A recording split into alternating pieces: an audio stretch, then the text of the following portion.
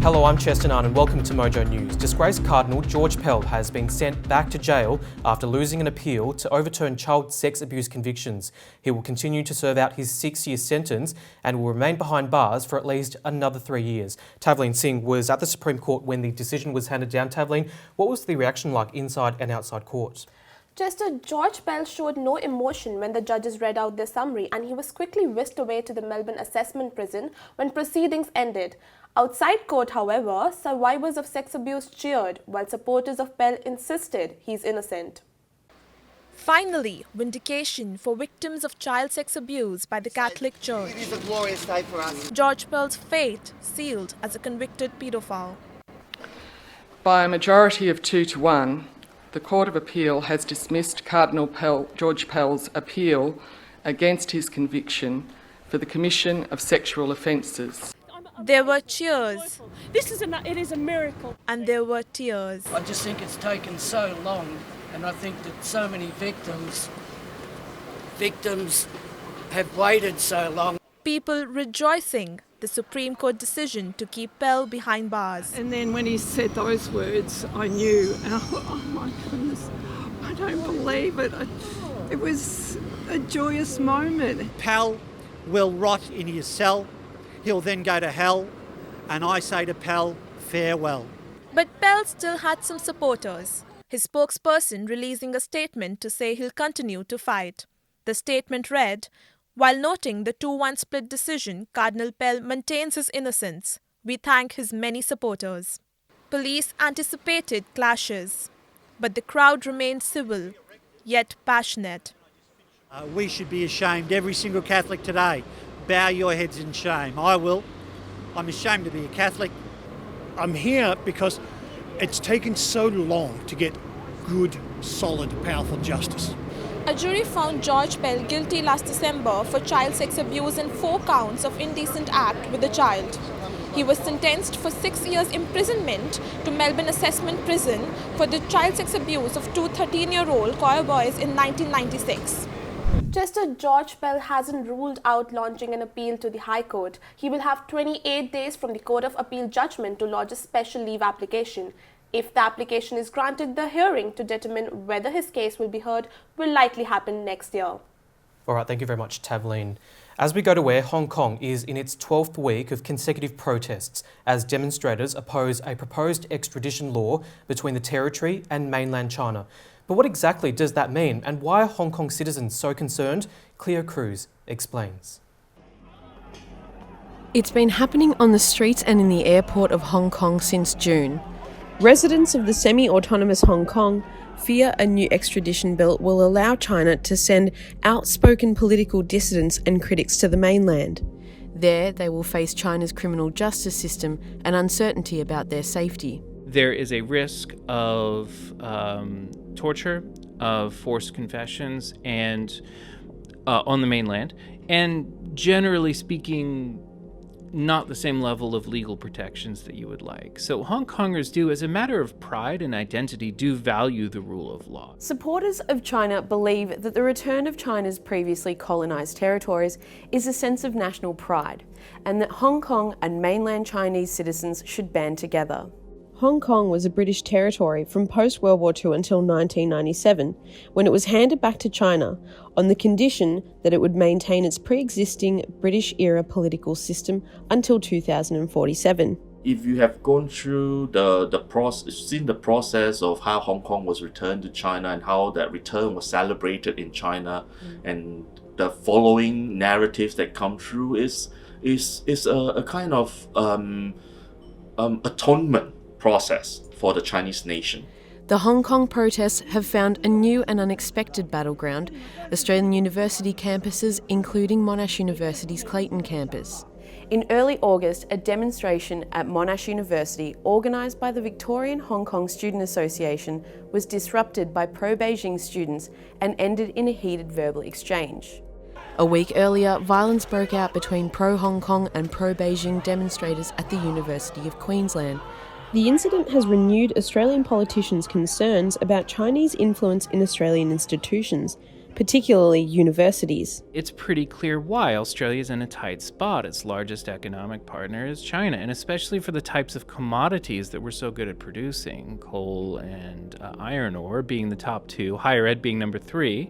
Supporters of Hong Kong's quasi-democratic system fear that this extradition law is another step in China's growing power and control in the region. So how will the unrest end? I'm not optimistic, I'll put it that way. Things are probably going to degenerate further. If I were to speculate, I think at some point there will be some form of intervention from mainland China.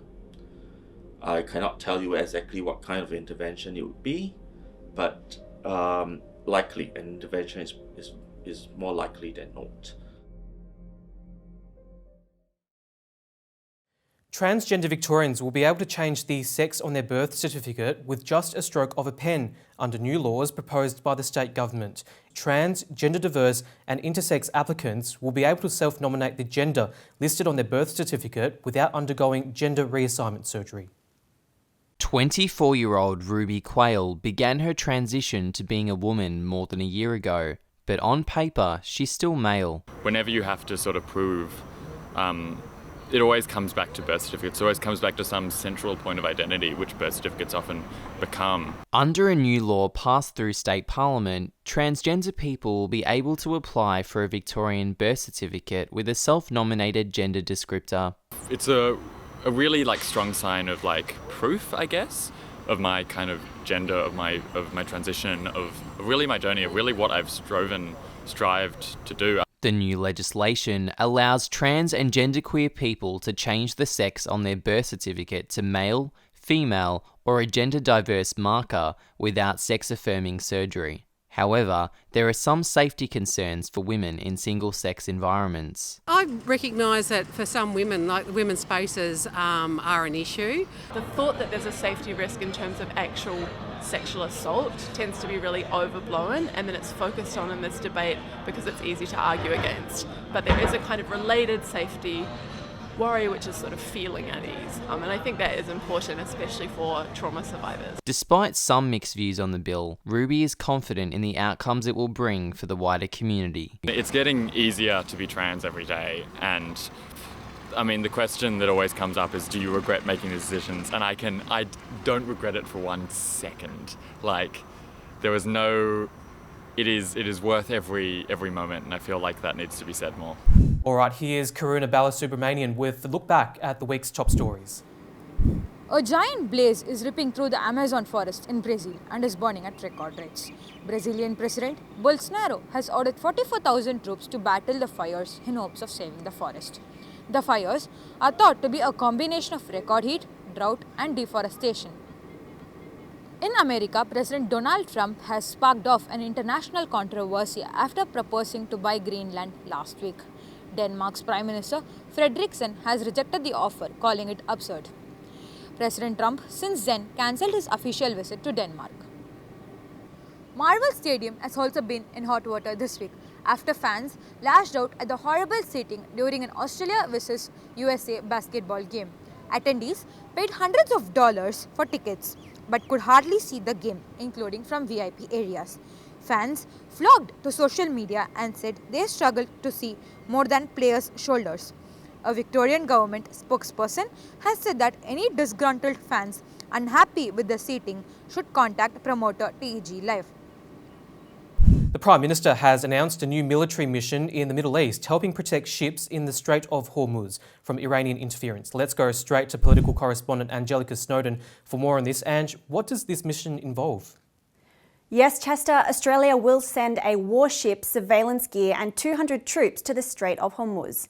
It comes as Donald Trump accused Iran of attacking ships carrying oil in the busy strait.